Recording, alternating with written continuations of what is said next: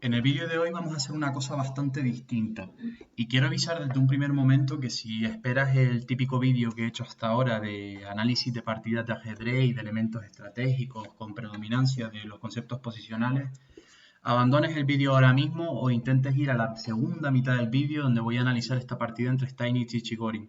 Porque en primer lugar tengo bastante interés en... A ver, me explico, voy desde la base. Cuando empezamos a hacer la serie de campeones mundiales, mi intención no era otra que intentar trazar una línea cronológica entre los diferentes campeones mundiales, intentando de algún modo entender los diferentes estilos que los caracterizaron.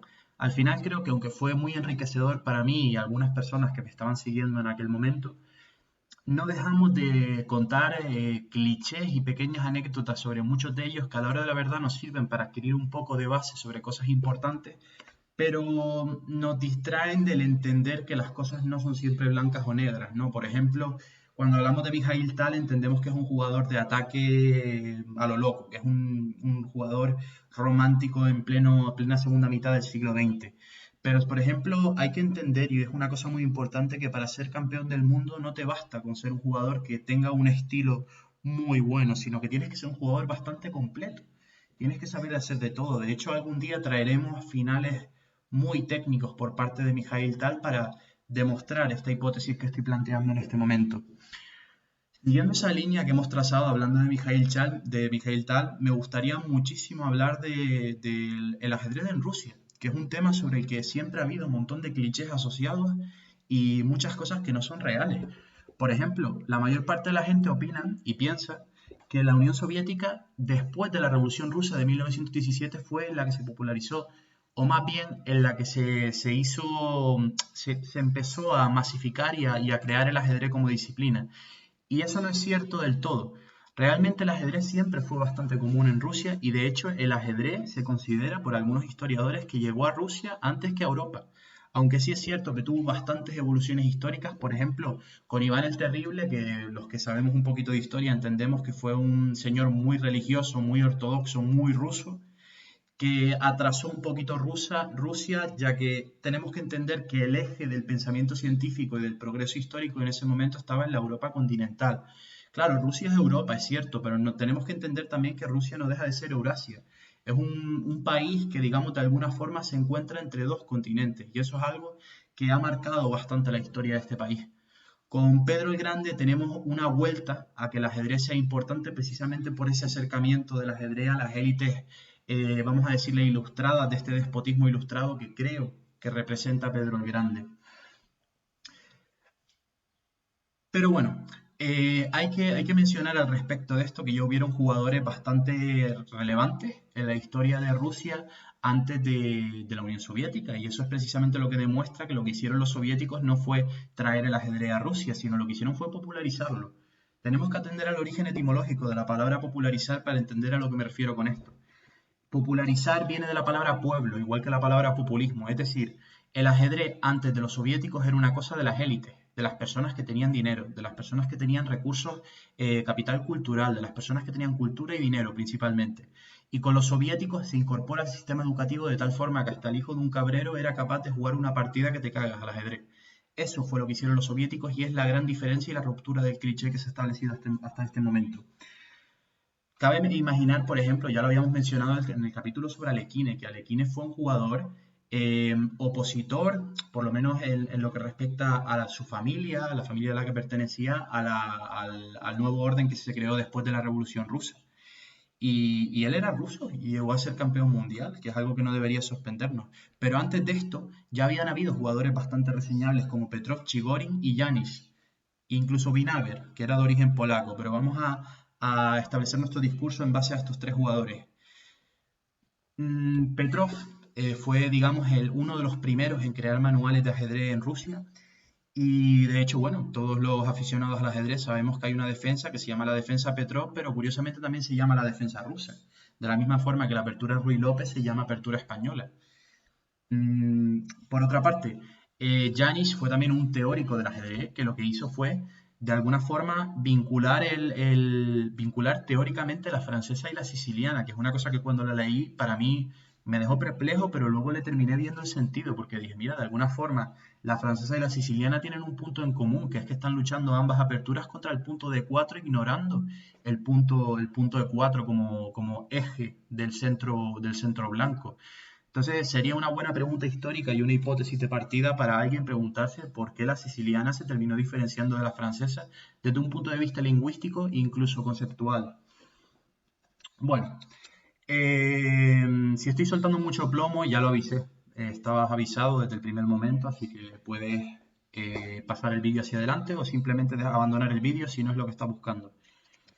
Em, bueno, dentro de este romanticismo tardío que representa finales del 19, que es, digamos, la primera escuela de ajedrez, con, con jugadores, el jugador destacado de esta escuela es Morphy, que es un jugador del que no hemos hablado y la verdad es que lo recomiendo mucho, aunque yo no lo voy a sacar por el momento en el canal, a los jugadores que se están introduciendo en el ajedrez porque es un jugador muy inspirador. Morphy jugaba partidas de estas que a ti te animan a querer aprender ajedrez por la belleza de las combinaciones y de los golpes tácticos que hacía.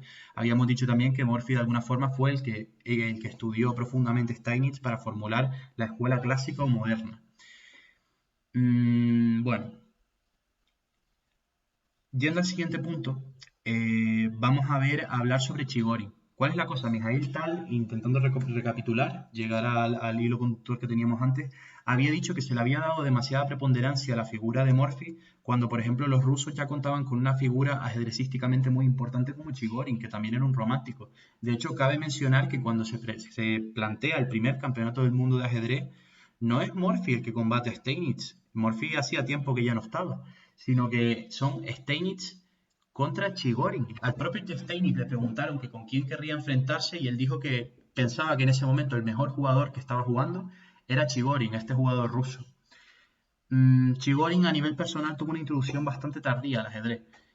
Se puede decir que lo descubrió, si no lo descubrió, por lo menos lo empezó a practicar más o menos a los 24 años y sin embargo a los 4 o 5 años después era prácticamente considerado el mejor jugador del país, lo cual es un caso curioso pero no único. Me quiere sonar que han habido otros jugadores de ajedrez que han tenido incorporaciones tardías al juego y han llegado a niveles bastante excelentes de su práctica.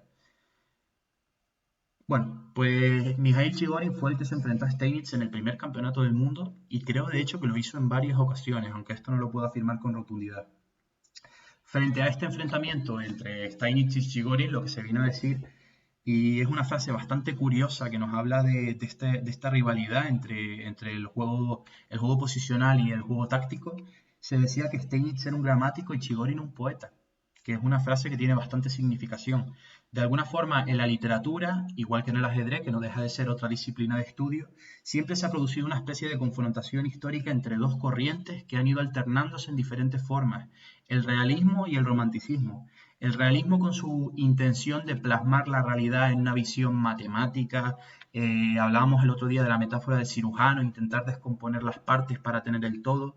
Y el poeta es una persona que, esa pregunta la lanzo a la audiencia, ¿qué es un poeta? Porque la verdad es que no lo tengo claro, pero sí vemos claramente que no es lo mismo un científico que un poeta, a pesar de que son personas que utilizan la mente para grandes cosas. De hecho, y esto es lo último que voy a decir de historia del ajedrez en Rusia, esta dialéctica, este proceso dialéctico que se establece entre el realismo y el romanticismo, lo vemos representado en la Unión Soviética precisamente a través de un estilo pictórico, principalmente un estilo de pintura, conocido como hiperrealismo soviético, que es un realismo a lo bestia.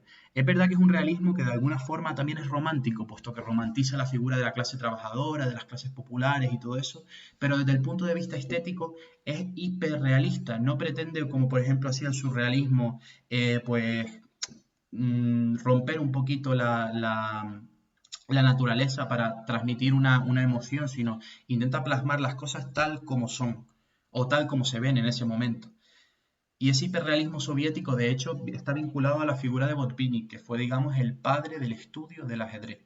Si ya Alekhine lo había hecho antes, de hecho Alekhine tuvo una obsesión con superar a Capablanca en su vida y finalmente lo consiguió, porque Capablanca se dejó, pero bueno. Pero, pero ¿qué vamos a decir? Bueno, que si Alekhine fue, digamos, uno de los primeros que empezó a estudiar el ajedrez con un tesón impresionante, Botvinnik fue continuó la labor de Alekhine de estudioso. Entre Alekhine y Botvinnik hay un pequeño interludio protagonizado por Ev que se debe a los problemas de Alekhine con la bebida. Ev es el más subestimado de los campeones mundiales, por supuesto. Y, y bueno, luego han salido muchas personas a lo largo de la historia en su defensa diciendo que eso es un cliché, que realmente Ev no era tampoco tan malo. Pero bueno, me estoy yendo por las ramas. En definitiva, vamos a la partida. La partida empieza con un peón rey, con una defensa española. Aquí me paré a pensar por qué no se había jugado la defensa Steinitz, pero luego me di cuenta que, claro, Steinitz en las blancas, entonces sería raro pensar que Chigorin iba a plantear un sistema que realmente está inventando, no sé si antes o después de esta partida, Steinitz. Se juega de 3, de 6, C3, y vemos este centro de Steinitz que habíamos mencionado en uno de los vídeos anteriores. Ahora empiezan a tener sentido las cosas, ¿no? Bueno, se juega G6, que es una pequeña imprecisión por parte de Chigorin. El problema de la jugada G6 es que de repente la clavada alfil G5 es bastante complicada. Vamos a hacerla al alfil G5. Es bastante molesta, porque es una presión de la que no te puedes quitar. Vemos que las blancas han establecido dos clavadas, una absoluta y una relativa en ambos casos. Por supuesto, las negras podrían desprenderse de esa clavada con las jugadas H6 y G5, pero para las blancas sería muy fácil deteriorar el flanco de dama. Por tanto, si se hiciese H6, G5 y luego después de salvar el alfil se hiciese alfil por C6, que se puede hacer con una intermedia, los dos enroques quedarían bastante debilitados por el módico precio de una pareja de alfiles, ¿no? Lo cual sería bastante ventajoso para la blanca. Para la blanca escala. Bueno, pero en esta partida no se hace alfil G5, que hoy día sabemos que es la refutación de esta línea, digamos, de la apertura española, intentar fianquetar rápido, sino que se juega caballo BD2, que me la he saltado. Caballo BD2, que tengo aquí puesta que es una imprecisión, porque desaprovecha una oportunidad y no por tanto porque sea una mala jugada. De hecho, esta idea de, con esta estructura, llevar el caballo F1 y de ahí E3 o G3, dependiendo de lo que te interese, la hemos visto en las partidas de Fischer contra un Seeker, la hemos visto en partidas de Steinitz, es muy de Steinitz, es algo que realmente inventó él. Pero bueno, alfil G7, caballo F1, siguiendo con esta maniobra que habíamos mencionado, enroque corto, alfil A4, que la tengo marcada como una jugada interesante porque está claro que las blancas no pretenden desprenderse de su pareja de alfiles gratuitamente, si no obtienen ningún tipo de compensación a cambio. Pienso que es una jugada interesante porque de alguna forma alarga la diagonal del blanco y no se espera que el negro reaccione con A6 y B5, sino que ahora mismo las blancas podrían jugar alfil C2 teniendo su alfil muy bien dispuesto o podrían mantenerlo en B3 sin pérdidas de tiempo y permitiendo al blanco ganar espacio. No es la forma correcta de jugarlo, ya no se juega así, pero bueno, tenemos que entender también cuando analizamos jugadores de la primera mitad del 20 o incluso la última del 19 que la teoría de aperturas no estaba tan desarrollada. De hecho, se empieza a desarrollar a partir de Botvinnik. Por tanto, cuando vemos sus partidas son un material de aprendizaje permanente porque juegan de forma muy creativa. Ellos no están tan pendientes de tener la última novedad teórica, sino que lo que hacen es pues analizar y ser creativos a la hora de plantear las partidas. Por eso, estudiar a estos jugadores es tan didáctico y por eso se lo recomiendo a todo el mundo, ya sea a través de mis vídeos o a través de cualquier fuente. Caballo de 7. Bueno, pues las negras se dan cuenta de una cosita, que es que si su caballo llegase a C5, tocaría el alfil y al mismo tiempo tocaría el peón de D3 y el peón de 4. Y de alguna forma con esa jugada también están paralizando la posibilidad de que el blanco haga D4, que sería la ruptura lógica en esta posición, puesto que caería el peón D4. Pero de todas formas las negras han planeado una idea bastante interesante, que es llevar el alfil a C5 con ganancia de tiempo y luego a E6, desde donde van a establecer una sobreprotección del punto D4, evitando esa ruptura que en algún momento puede ser buena por parte del blanco. En algún momento, no digo ahora. Juega caballo E3, siguiendo con este plan que habíamos mencionado. Caballo C5, ganando un tiempo, alfil C2, que es automática, porque yo no quiero desprenderme de ese alfil español tan gratuitamente. Caballo E6, siguiendo con el plan que habíamos comentado. Y H4, que realmente es un plan bastante sencillo. Si tienes un punto de ruptura en G6, ya tienes todas tus piezas activas, porque no olvidemos que el alfil de C1 es algo así como un teleoperador que ya está jugando. H4 es bastante pertinente y muy sencillo de hacer. H4, H5, capturo, abro la columna de H y luego ya me preocupo de enrocarme largo, porque tampoco parece que el centro pueda abrirse inmediatamente. Caballo E7, bueno, pues con idea de hacer esa ruptura de 5 rápida. Aunque aquí tengo puesto en las anotaciones que parece que era más correcto caballo F4, intentando dificultar el H5, ya que se perdería un peón. Aunque igualmente después de esta jugada, bueno, y también, bueno, igualmente esta jugada no es del todo, es quizá la mejor, o una de las mejores, pero no evita tampoco H5, porque las negras pueden tranquilamente capturar el peón y las blancas quedarían contentas por haber abierto su columna H a cambio de un peón, que es bastante típico en este tipo de posiciones de fianchetto. Pero bueno, las negras hacen la jugada que me la he vuelto a saltar, caballo 7, y las blancas contestan con H5. Siguiendo con el plan de las blancas ahora mismo es muy sencillo. Es intentar abrir la columna H y luego ya veo qué hago, porque mientras tú no tengas una ruptura central, yo no tengo prisa. D5, produciendo esa ruptura central, H por G6, forzado recapturar, aunque quizá era más preciso comer con el peón de H.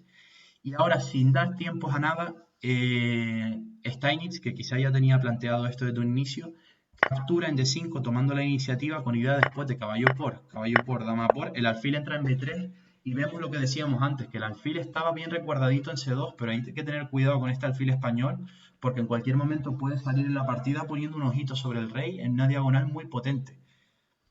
Bueno, dama C6, saltando la dama E2, buscando una cierta armonía y no tanto intentando presionar el peón D5, sino controlando la casilla E4 para que no sea posible un sacrificio de peón o incluso un avance que abra la posición con el rey en el centro. Paralelamente es una jugada muy útil puesto que me prepara el enroque largo, que es algo que estoy buscando de todos modos. Alfil D7, desarrollando, alfil E3, prepara el enroque y es una jugada muy natural, nada especial. Rey H8, enroque largo. Y aquí llegado a este punto yo ya sospecho que la blancas, sin mirar el módulo, porque el módulo lo utilizo para apoyarme, pero la verdad es que prefiero analizar sin, creo que es mucho más didáctico analizar las partidas sin tocar un motor de análisis. Ya aquí sospecho que las blancas tienen que estar mucho mejor. En primer lugar, hay un peón muy débil en E5, pero no es tanto que sea débil, sino que está colocado de tal manera que bloquea el alfil de negras. Para poder liberar ese alfil, parece que las negras no tienen otra opción más que sacrificar un peón o, bueno, sí, sacrificar un peón. Por otra parte, el alfil de casillas blancas es muy poderoso y es bastante difícil cambiarlo. No parece que haya una línea fácil para cambiarlo. Y por supuesto, lo más importante de todo, la columna H está abierta hacia el rey. Ahora mismo hay unos rayos X sobre el rey negro que son bastante peligrosos. En cualquier momento se podría hacer una entrega de torre, pasar la otra torre y buscar mate. De hecho, después de que Chigorin juegue de forma bastante natural con la torre E8, pues este hombre, Steinitz decide hacer dama F1, se quita de los rayos X y prepara ese posible sacrificio de torre en H7 porque ahora entraría la dama, habría que hacer alfil H6, dama por H6 y es mate. A5, iniciando un ataque, estamos en una partida de flancos opuestos. D4, intentando abrir la posición, E por D4, caballo por D4, alfil por D4 y la sorprendente torre por D4. Aquí tengo una línea puesta aquí para el que tenga interés, pero bueno, no me voy a parar tampoco porque creo que el vídeo ya se está alargando bastante. Bueno, esta entrega de torre es completamente correcta porque Steinitz se da cuenta que el rey negro está bastante expuesto y ahora mismo el alfil de casillas negras, sin que el rival tenga el alfil de casillas negras, que es algo de lo que hemos hablado bastante en este canal, es bastante más fuerte que una torre. El negro no tiene otra que capturar y se produce este sacrificio brillante de torre que ya sin necesidad de, bueno, es una intermedia desde el punto de vista táctico, pero ya sin necesidad de nada más, el negro está en red de mate. Después del rey por H7, dama H1, hay que mover el rey, forzada. Sigue alfil H6, rey F6, dama H4 jaque, se captura el caballo con jaque y G4 es mate. Brillante. La verdad es que yo he elegido esta partida no tanto porque odie a Chigorin, todo lo contrario, creo que mi intención más bien era hablar de la escuela rusa. La decisión de explicar esta partida ha sido un poco pragmática simplemente porque quería hablar de Chigorin, quería hablar del primer campeonato del mundo y esta partida ya la tenía analizada. Entonces, un saludo, espero que hayan aprendido algo, un abrazo.